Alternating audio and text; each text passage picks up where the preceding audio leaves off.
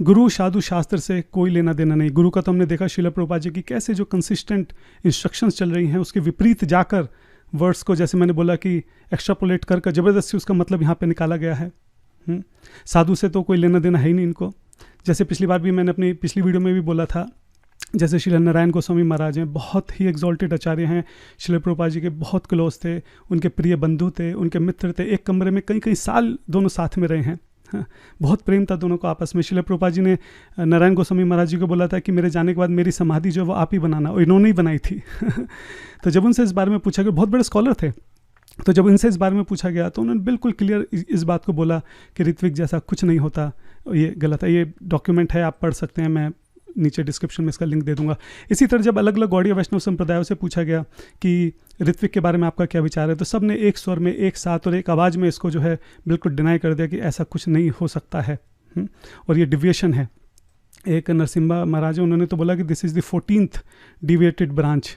तो उन्होंने तो ये तक कहा है कि जो ऋत्विकवाद है ये सहजियावाद है, 14th सहजियावाद है, क्योंकि अपने मन मुखी अपनी मर्जी से कुछ भी करे जा रहे हैं, जिनका शास्त्रों में और कहीं पे किसी भी तरह का कोई सपोर्ट नहीं है। तो गुरु की इंस्ट्रक्शन को बदल दिया गया है। साधु से कोई लेना देना नहीं है, शास्त्रों से कोई लेना देना नहीं है। मैंने आपको बताया कैसे कैसे लॉजिक ये दे रहे हैं। मैंने आपको पहले बताया कि किस तरह के आर्गूमेंट्स हैं इनके, कि 85% शास्त्र जो लुप्त हो गया उसमें कहीं ना कहीं होगा। तो इस तरह के फुद्दू लॉजिक के साथ जो है ये ऋत्विक जो फिलॉसफी है उसको आगे ले जाना चाहते हैं। ठीक है, उसके बाद नेक्स्ट ये है कि अच्छा आप ये देखिए कि जो ये वर्ड्स यूज़ करते हैं कि ऋत्विक गुरु, ऋत्विक सिस्टम, ऑफिशिएटिंग आचार्य सिस्टम, ये कहीं वर्ड्स शिला प्रभुपाद जी ने यूज़ करे ही नहीं। ये सब खुद के बनाए हुए वर्ड्स हैं। शिला प्रभुपाद जी ने ऋत्विक वर्ड का जो यूज़ है कभी थियोलॉजिकल सेंस में करा ही नहीं, हमेशा मैनेजरल सेंस में करा है। हमेशा एक टेम्परेरी सोल्यूशन रहा है वो शिला प्रभुपाद जी के अनअवेलेबल होने का, या तो टाइम की वजह से या उनकी हेल्थ की वजह से। ये ऋत्विक गुरु, ऋत्विक सिस्टम ऐसा कुछ नहीं, ये सब अपने मनगढ़ंत जो है वर्ड्स जो हैं इनके बनाए हुए हैं। और शास्त्र जो हैं, जैसे मैंने बोला कि वो लिविंग गुरु के बारे में बात करते हैं। भगवद गीता 3.4.34 फेमस वर्स है, उसमें भगवान श्री कृष्ण जो हैं बिल्कुल एक प्रेजेंट टेंस में इस बात को बोलते हैं कि अपने गुरु के पास जाओ, उनकी सेवा करो, उनसे इंक्वायर करो। हाँ, तो ये प्रेजेंट टेंस है। जब गुरु ही आपके प्रेजेंट लिविंग गुरु ही नहीं है, आप कैसे इन भगवद गीता की इन इंस्ट्रक्शंस को फॉलो करेंगे? तो इस तरीके से खैर बहुत सारे आर्गूमेंट्स हैं। मैं यहाँ पे जस्ट एक कंक्लूड करना चाह रहा था कि किस तरह से ऋत्विक फिलॉसफी जो है वो पूरी तरह से सेल्फ मेड और सेल्फ क्रिएटेड फिलॉसफी है। मैं सोच रहा था कि ऋत्विक की जो है शुरुआत कहाँ से हुई, ये आइडिया किसी को आया कहाँ से, ये बीज जो है बोया कहाँ पे गया? तो पता लगा कि 1980s में इंग्लैंड के अंदर शिला प्रभुपाद जी के 2 डिसाइपल थे, रूपा और करण करके। ये जो क्रिश्चियन फिलॉसफी है उससे इन्फ्लुएंस थे। हाँ, और उसी वक्त 1980s में जो है इस्कॉन के अंदर बहुत बुरा समय चल रहा था, कितने जो गुरु हैं फॉल डाउन हुए थे और भी कई सारे इश्यूज चल रहे थे। तब वहाँ पे ये आइडिया लेके आए कि जैसे क्रिश्चियनिटी में होता है कि जैसे जीसस हैं आखिरी गुरु हैं, उसी आइडिया को इन्होंने यहाँ पे इंट्रोड्यूस किया और उन्होंने सबसे पहला पब्लिकेशन निकाला कि वैदिक विलेज रिव्यू। इस पब्लिकेशन के अंदर उन्होंने इस आइडिया को रखा कि जैसे जीसस क्रिश्चियन, मतलब उन्होंने ऐसे डायरेक्ट नहीं बोला, लेकिन पॉइंट उन्होंने रखा कि शिला प्रभुपाद जी जो हैं वही आखिरी गुरु रहेंगे और उन्हीं से जो है आगे दीक्षा दी जाएगी। ये मैं अपने आप से नहीं बोल रहा हूँ। 1999 में माधवा संस्कृत कॉलेज के अंदर इस बारे में डिबेट हुई थी। उन्होंने इस बात को एक्सेप्ट किया है कि ये जो आइडिया है ऋत्विक का, ये एक्चुअली जो क्रिश्चियन फिलॉसफी है उससे इन्फ्लुएंस है, और जैसे वहाँ पे जीसस हैं उसी तरह के कंसेप्ट को यहाँ पे इम्प्लीमेंट करने की कोशिश की गई है। एक बात मैं आपको बताना चाह रहा हूँ कि ये बहुत बड़ा इमोशनल ट्रैप है एक्चुअली, अगर हम ध्यान से देखें कि डिवोटीज़ को ये बताया जाता है कि no we are faithful to Srila Prabhupada. हाँ, हम शिला प्रभुपाद जी के सबको प्रभुपाद जी से इनिशिएशन दिलाना चाहते हैं। मतलब उनको इमोशनली इस तरीके से मैनिपुलेट किया जाता है। लेकिन अगर आप ध्यान से देखें तो हम फेथफुल नहीं हैं शिला प्रभुपाद जी के। हाँ, शिला प्रभुपाद जी का जो मूड था, उनका जो विजन था, उनकी जो इंस्ट्रक्शंस थी, उनका जो प्रिंसिपल थे, हाँ, उनकी जो टीचिंग्स थी, उसके विरुद्ध जाकर हम काम कर रहे हैं। जो शिला प्रभुपाद हमसे चाहते थे हम वो नहीं कर रहे हैं। हाँ, हमने अपनी बात ज़बरदस्ती शिला प्रभुपाद जी के ऊपर थोप दी और उसके विपरीत जाकर हम काम कर रहे हैं। तो देखा जाए तो हम शिला प्रभुपाद जी को प्लीज़ नहीं कर रहे हैं, हम बहुत बड़ी डिससर्विस जो है उनकी सेवा में यहाँ पे कर रहे हैं। ये बात हमको समझनी होगी। और तीसरी बात ये है कि, और मैंने देखा कि जो ऋत्विक ऑर्गेनाइजेशंस हैं उसमें इस बात के ऊपर बहुत अच्छे से प्रेजेंटेशंस बनाई जाती है, बहुत अच्छे से कन्वे किया जाता है कि किस तरीके से शिला प्रभुपाद जी के कुछ डिसाइपल जो हैं उनका फॉल डाउन हुआ है। मैं तो खुद बेंगलोर में रहा हूँ, मेरी शुरुआत ही वहीं से हुई है। पिछली वीडियोज़ में मैंने इसके बारे में थोड़ा बहुत बताया भी है। तो मुझे पता है कि वहाँ सब क्या चलता है, और जो डिवोटीज़ देख रहे हैं जो बेंगलोर से हैं वो समझ सकते हैं कि मैं इस वक्त क्या बोल रहा हूँ। किस तरह से मैगजीन्स बनती हैं, किस तरह से प्रेजेंटेशन बनाई जाती हैं, किस तरह से वीडियोस क्लिप्स सबको जोड़ मोड़ के चीज़ों को बहुत एग्जैचुरेट करके, हाँ, और आउट ऑफ कंटेक्स्ट दिखाकर किस तरीके से वहाँ पे सब दिखाया जाता है। तो बेसिकली फिर से बात वही है कि डिवोटीज़ को इमोशनली मैनिपुलेट करने की कोशिश की जाती है कि देखिए यहाँ पे कैसे जो इनके गुरु का फॉल डाउन हो रहा है, इसलिए हम तो सीधा जो है श्रील प्रभुपाद जी को ही फॉलो करेंगे। बात यह है कि अगर फॉल डाउन हो रहा है तो भी, जैसे वो लोग कहते हैं कि गुरु बनना चाहते हैं, मैं कह रहा हूँ गुरु बनना चाहते हैं तो भी, चाहे कोई बनना चाहे चाहे कोई ना बनना चाहे, बात वो है ही नहीं। बात यह है कि इंस्ट्रक्शन क्या दी गई श्रील प्रभुपाद जी के द्वारा, उसको इंप्लीमेंट करना है। ये थोड़ी ना है कि जो प्रभुपाद जी ने ऑर्डर दिया क्योंकि वो हम ठीक से इंप्लीमेंट नहीं कर पा रहे हैं, क्योंकि उसमें हमको प्रॉब्लम्स आ रही हैं, इसलिए काम करते हैं उस ऑर्डर को ही बदल देते हैं, एक नई फिलॉसफी लेकर आ जाते हैं ऋत्विकवाद जैसी। ऐसा नहीं होता है। श्रील प्रभुपाद जी ने जो ऑर्डर दिया है उस ऑर्डर को ही इंप्लीमेंट करना है। ठीक है प्रॉब्लम्स आ रही हैं, ठीक है चैलेंजेस आ रहे हैं, ठीक है उसको सही करेंगे, चीज़ें धीरे धीरे ठीक हो रही हैं। शुरू में ठीक है जो बहुत सारे गुरु जो फॉल डाउन हुए, धीरे धीरे जो हमारी जीबीसी है वो रिजोल्यूशन लेके आ रही है, चीज़ें जो प्रोसेस है उसको टाइट किया जा रहा है, उसको इम्प्रूव किया जा रहा है। पहले जितने फॉल डाउन होते थे आज के समय में तो नहीं होता, आज हार्डली कुछ ऐसा सुनने में आता है। तो चीज़ें ठीक हो रही हैं। तो जो ऑर्डर दिया गया है प्रभुपाद जी के द्वारा उसको ठीक से इम्प्लीमेंट कैसे करा जाए, इस बारे में विचार करना है। ये विचार नहीं करना है कि क्योंकि ये गुरु बनना चाहते हैं, क्योंकि ये इनका फॉल डाउन हो रहा है, इस वजह से एक नई फिलॉसफी लेके आ जाओ।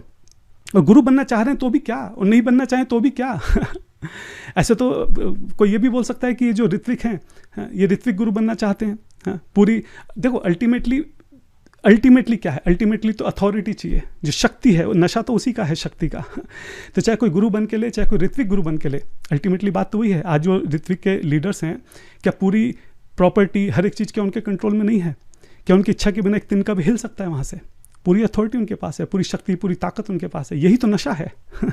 तो जिस तरह से वो एक्यूज़ कर रहे हैं ये गुरु बनना चाहते हैं, इसी तरह का सेम एक्विजिशन तो उनके ऊपर भी आ सकता है कि ये भी ऋत्विक गुरु बनना चाहते हैं, ये भी पूरी अथॉरिटी में रहना चाहते हैं, ये भी पूरी शक्ति में रहना चाहते हैं, क्योंकि नशा तो उसी का है। तो बात ये नहीं है कि कौन क्या बनना चाहता है, चाहे बनना चाहे चाहे ना बनना चाहे, बात वो नहीं है। बात यह है कि सिद्धांत क्या है, बात यह है कि प्रभुपाद जी ने हमको इंस्ट्रक्शन दी क्या है, उस चीज़ के ऊपर हमको जो यहाँ पे फोकस करना है। और एक बात मैं और बोलना चाहता हूँ कि जो भी मेरे ऋत्विक भाई बहन हैं, माताएं हैं, मुझे बहुत दुख होता है कई बार। हाँ, हम सब लोग श्रील प्रभुपाद जी को तो नहीं देख पाए, उनकी सेवा का तो कभी अवसर नहीं मिला, लेकिन श्रील प्रभुपाद जी के जो शिष्य थे, हाँ, हमारी सौभाग्य था कि हमने उनके दर्शन करे हैं, हमने उनका संग लिया है, उनसे पूछा है कि उनका श्रील प्रभुपाद जी के साथ क्या एक्सपीरियंस था। एक एक इंसिडेंट वो आज भी जो है कितनी खुशी से बताते हैं। 50 साल 70 साल पहले की जो बात है, आज भी चेहरे पे स्माइल रहती है। एक एक लाइन, एक एक शब्द, श्रील प्रभुपाद जी का एक एक एक्सप्रेशन जो है वो इस तरीके से बताते हैं। तो हमारा सौभाग्य है कि हमें वो संग जो है उनके डिसाइपल्स का मिला, लेकिन जो हमारे ऋत्विक भाई बहन हैं वो उससे पूरी तरह से वंचित रह गए।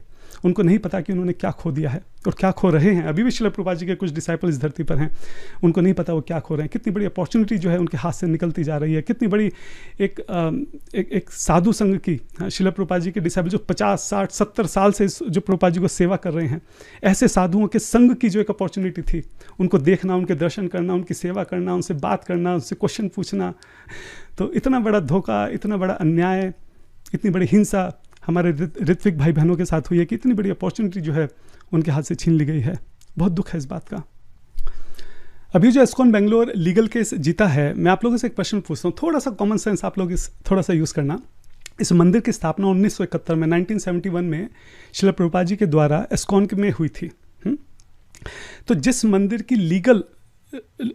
का लीगल रजिस्ट्रेशन इस्कॉन में हुआ है, आज कोर्ट जो है वो मंदिर किसी और को कैसे दे सकती है? ये कैसे संभव है? कोर्ट को इस बारे से कोई मतलब नहीं है कि कौन ऋत्विक है, कौन नॉन ऋत्विक है, श्रील प्रभुपाद जी की क्या टीचिंग्स थी, उन्होंने कब कहा, क्या कहा, इससे किसी को कोई मतलब नहीं है। कोर्ट को सिर्फ इस बात से मतलब है कि उनके सामने जो लीगल डॉक्यूमेंट रखे गए हैं वो किसके फेवर में है, और वो जो है इस्कॉन बेंगलोर के फेवर में है, इसलिए उन्होंने निर्णय उनके फेवर में सुना दिया। प्रश्न यहाँ पर ये उठता है कि जब मंदिर इस्कॉन के में रजिस्टर हुआ तो ये लीगल डॉक्यूमेंट कहाँ से आ गए जिससे ये बात साबित करने में ये लोग कामयाब हो गए कि मंदिर इस्कॉन का नहीं है? आप खुद सोचिए इस बात को, कैसे संभव है? कुछ तो गड़बड़ हुई होगी। तो जो इस्कॉन के लीगल हेड हैं हिज ग्रेस दयाराम प्रभु जी, वो बताते हैं कि किस तरीके से शंकर दास करके डिवोटी थे जिन्होंने रजिस्ट्रेशन किया था, और उसी वक्त ये बात समझ में आ गई थी कि हाँ रजिस्ट्रेशन में गलतियाँ हैं, लूप होल हैं, हाँ ये गड़बड़ हुआ है मामला। लेकिन उस वक्त जो है लापरवाही बढ़ती गई, डिले किया गया, ध्यान नहीं दिया गया इस बात के क्योंकि सब लोग शिला प्रभुपाद जी से बहुत प्रेम करते थे, सब लोग शिला प्रभुपाद जी को रिपोर्ट भेजते थे मंदिर की, किसी के दिमाग में नहीं आया कि ऐसा भी हो सकता है। तो उस रजिस्ट्रेशन में जो लूप होल्स थे उसका फ़ायदा उठाकर किस तरीके से कागज़ बनाए गए, किस तरह से जो है अलग अकाउंट्स बनाए गए, वहाँ पे पैन कार्ड बनाए गए, ATG रजिस्ट्रेशन जो है किस तरीके से बनाया गया, किस तरीके से सब कुछ एकदम गलत तरीके से जो है एक सारे डुप्लीकेट गलत डॉक्यूमेंट जो है वहाँ पे बनाए गए ताकि इस पूरे मंदिर को जो है कब्जाया जा सके। और वो डॉक्यूमेंट जो है फिर वो साबित कोर्ट में रखे गए, और निचल वाली कोर्ट जो है वो इस बात को समझ रही थी कि ये बहुत गलत हो रहा है। आप सोचिए जो हाई कोर्ट है उन्होंने कितना स्ट्रॉन्ग यहाँ पे स्टेटमेंट दिया। उन्होंने बोला है richer the endorsement bigger the temptation to solo the same. जितने बड़ा मंदिर होगा, जितनी बड़ी प्रॉपर्टी होगी, जितना ज़मीन जायदाद पैसा जितना ज़्यादा होगा, उसको निगल जाने की जो टेम्पटेशन है वो उतनी ज़्यादा होगी। ये हाई कोर्ट का स्टेटमेंट है, मैं नहीं दे रहा हूँ। और भी बहुत सारी बातें हैं जो हमारे इस्कॉन के लीगल हेड हैं वो बता रहे हैं कि ये गलती हुई कैसे, मंदिर हाथ से निकल कैसे गया, कहाँ लूप होल से, और इसका एडवांटेज जो है सामने वाले ने कैसे उठाया। मैं वो सब चीज़ें ना तो यहाँ मेरे पास बताने का समय है, ना ही मेरी बताने की इच्छा है। मैं उसका लिंक जो है डिस्क्रिप्शन में दे दूंगा, आपकी इच्छा हो तो आप सुन सकते हैं कि किस तरीके से ये मंदिर धोखे से जो है इस्कॉन से छीन लिया गया है। अच्छा, जो पीस प्रपोजल दिया है इस्कॉन बेंगलोर के अथॉरिटीज़ ने, हाँ, हालांकि मेरे कोई अथॉरिटी नहीं है उस बारे में बोलने की, मैं कोई GBC में नहीं हूँ, एक साधारण भक्त हूँ, लेकिन फिर भी मैं जस्ट अपना ओपिनियन यहाँ पे शेयर करना चाहता हूँ कि क्यों ये इतना आसान नहीं है, क्यों ये इतना स्ट्रेट फॉरवर्ड नहीं है जितना स्ट्रेट फॉरवर्ड वो दिखा रहे हैं कि देखो हमने तो पीस प्रपोजल दे दिया, अब ये जो इस्कॉन मुंबई वाले हैं ये एक्सेप्ट नहीं कर रहे हैं। हम तो कह रहे हैं कि हम अपनी सारी प्रॉपर्टी आपको दे देंगे, हम तो केवल पुजारी बन जाएंगे, हम तो केवल जो है बर्तन धो लेंगे। हम तो एकदम डिटैच हैं, हमें कुछ नहीं चाहिए, हम तो प्रभुपाद जी की सेवा करना चाहते हैं, हम तो कह रहे हैं कि हमारा सब कुछ ले लो। वो कह रहे हैं क्योंकि वो जानते हैं कि पॉसिबल नहीं है, ये संभव नहीं है कि एक ही छत के नीचे बैठ के दो अलग अलग सिद्धांत जो हैं एक साथ बताए जाएं। अब सोचिए जब भी भगवत गीता 4.34 के ऊपर लेक्चर होगा, दोनों भक्त साथ में बैठे, ऋत्विक नॉन ऋत्विक, कैसे दोगे आप लेक्चर? वो संभव ही नहीं है। आप समझिए जो दीक्षा का प्रोसेस है, जो गुरु, ये एक मेन प्रिंसिपल है, ये कोई छोटा मोटा सब प्रिंसिपल नहीं है।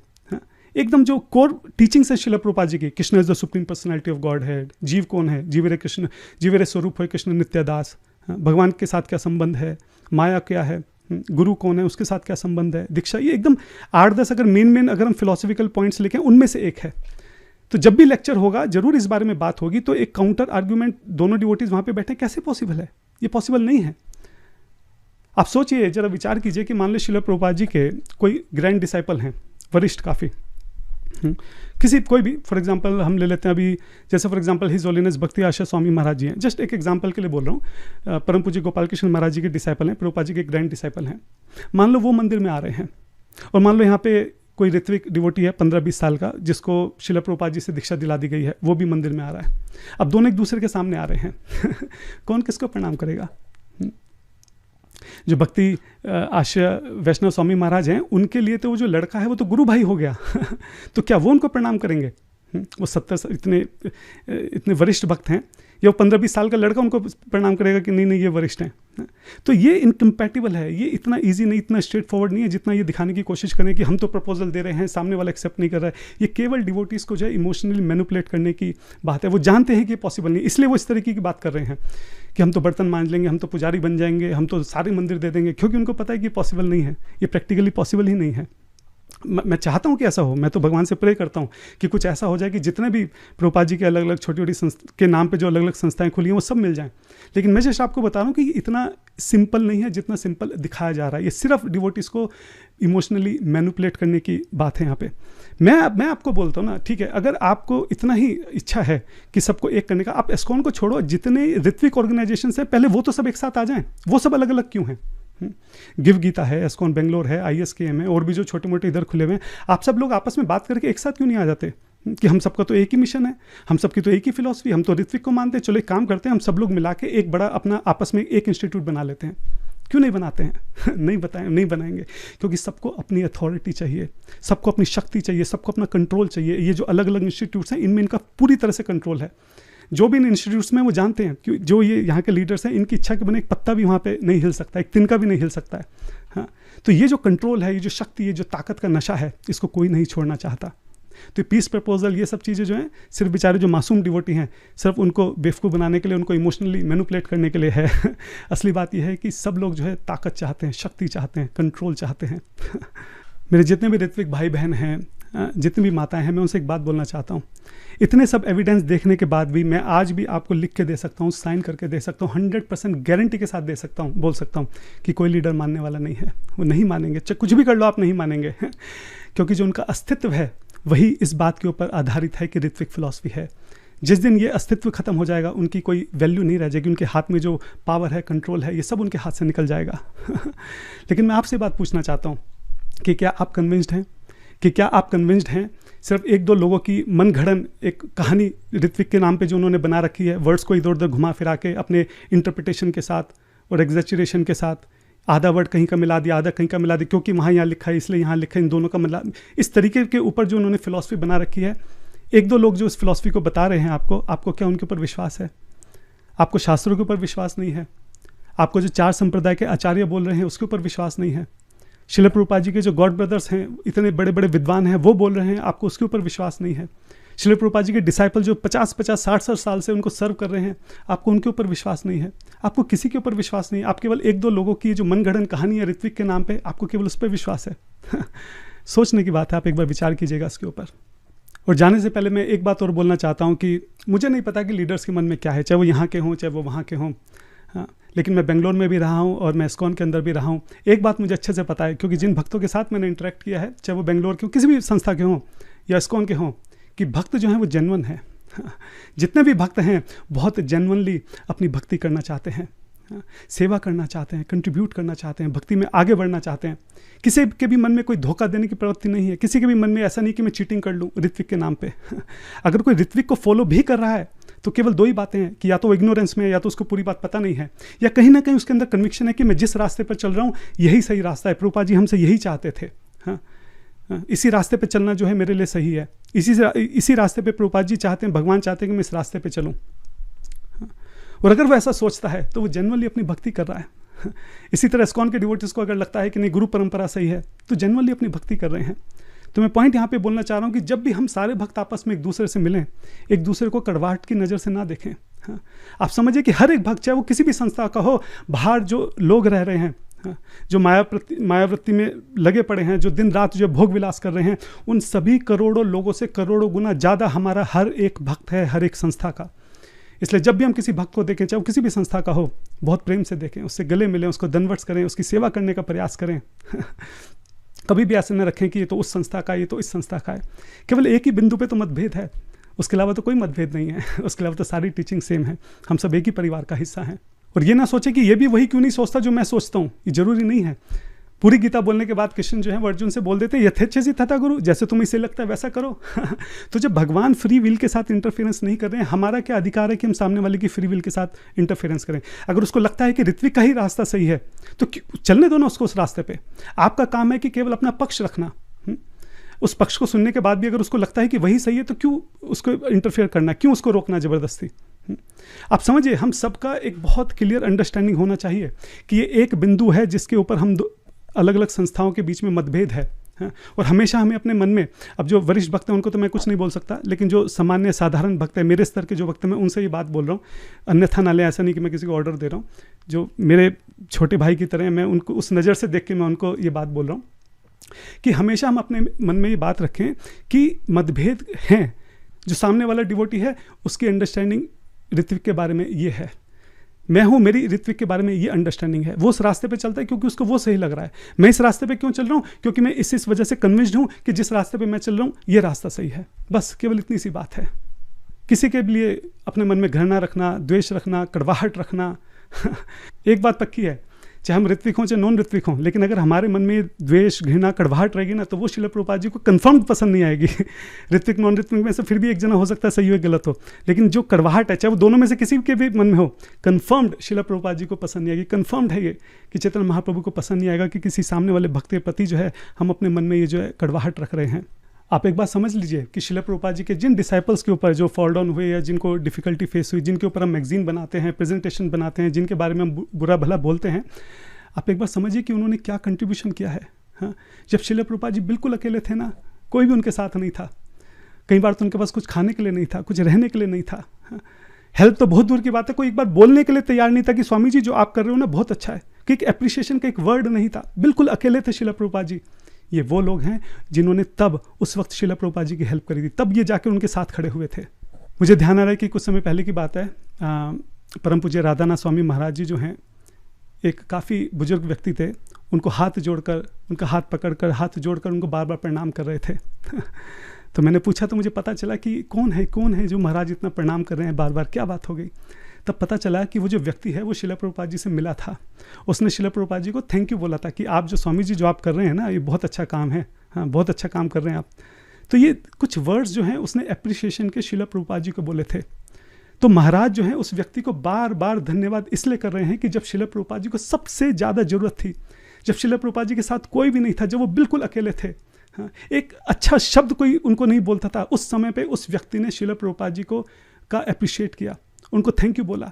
उनको थैंक यू बोलने से शिला प्रभुपाद जी को उस वक्त शायद खुशी हुई होगी, शायद उनको अच्छा लगा होगा, शायद उनको मोटिवेशन मिला होगा। हाँ, इस व्यक्ति ने हमारे शिला प्रभुपाद जी का उस समय इस तरह से इसने योगदान दिया। इस बात को जो राधानाथ महाराज जी बार बार उसको धन्यवाद कर रहे थे, आप सोचिए जरा कितनी बड़ी बात है। तो जो भक्त जिन्होंने अपनी पूरी जवानी दे दी, जिन्होंने अपना पूरा जीवन दे दिया, जिन्होंने शादी नहीं की, जिन्होंने जो घिस गए शिला प्रभुपाद जी के लिए दिन रात, हाँ, अगर बाद में किसी वजह से उन्हें डिफिकल्टी फेस हुई भी, किसी वजह से भी फॉल डाउन हुआ भी, तो क्या आज हम मैगजीन्स बना के और प्रेजेंटेशन बना के और उसका माखोल खड़ा करें, हाँ, या देखें कि चलो जो गलती हुई अब इनकी कैसे हेल्प कर सकते हैं। ये वही लोग हैं जो शिला प्रभुपाद जी को जब सबसे ज़्यादा जरूरत थी, जब कोई नहीं था, ये उनके साथ खड़े हुए थे। आज किस तरह से हम इनकी हेल्प करें, किस तरह से इनको उठाएं, किस तरह से इनको आगे लेके जाएं, इस पे विचार करें। या मैगजीन्स बनाएं और प्रेजेंटेशंस बनाएं और वीडियो बना के दिन रात जो है सोशल मीडिया पे जो है दुष्प्रचार करें, ये सोचने की बात है। मैं सिर्फ इतनी रिक्वेस्ट कर रहा हूँ, और मैं फिर से बोल रहा हूँ, जो मेरे जैसे सामान्य भक्त हैं उनसे मैं रिक्वेस्ट कर रहा हूँ कि आप कभी भी, चाहे कोई भी लीडर हो, कुछ भी हो, आपको कभी कोई कुछ भी बोले, किसी भी तरीके से वैष्णव अपराध में मत पड़ेगा। आप नहीं जानते, आपको जो दिखाया जा रहा है वो सिर्फ एक कहानी का छोटा सा हिस्सा है, उसके अलावा कहानी बहुत बड़ी है, पीछे की बहुत बातें जो शायद आपको नहीं पता होंगी। किसी की एक गलती को जो बढ़ा चढ़ा के आपको दिखाया जा रहा है, उसके पीछे उसका बहुत बड़ा योगदान रहा होगा, बहुत बड़ा कंट्रीब्यूशन रहा होगा, हो सकता है उसके बारे में आपको ना पता हो।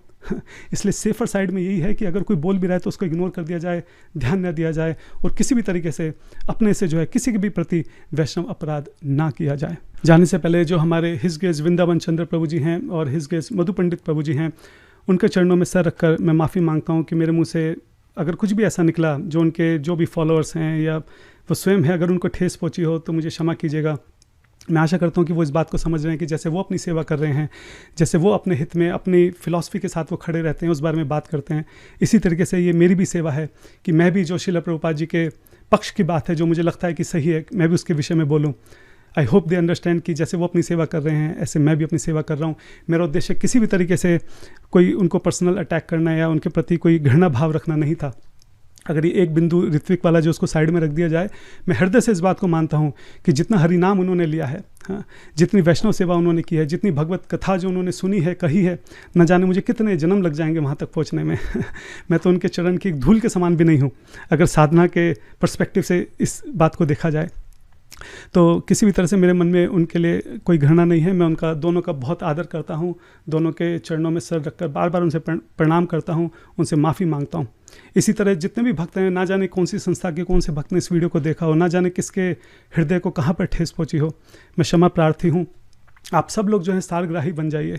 आप सब लोग जो हैं इस सार को पकड़ने का प्रयास कीजिए कि मैं यहाँ पे क्या बोलना चाह रहा था, मैं किस तरह से सिद्धांत की बात को बोलना चाह रहा था। आप इस बात को समझिए कि जो मुझे सही लगता है कि शिला प्रभुपाद जी की सेवा में ये जरूरी है, अपनी सेवा मानकर मैं उस काम को करना चाह रहा था।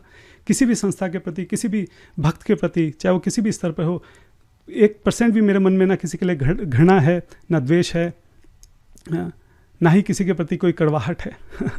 आप प्लीज़ मुझे अपना छोटा भाई समझ के क्षमा कर दीजिएगा अगर आपको मेरी किसी भी बात से दुख पहुंचा हो तो। वंशकल्पतरुभ्यश्च कृपा सिंधु भैवच पतितनाम पावनेभ्यो वैष्णवेभ्यो नमो नमः। शिल प्रभुपाद की जय, गौर भक्तविंद की जय। हरे कृष्णा।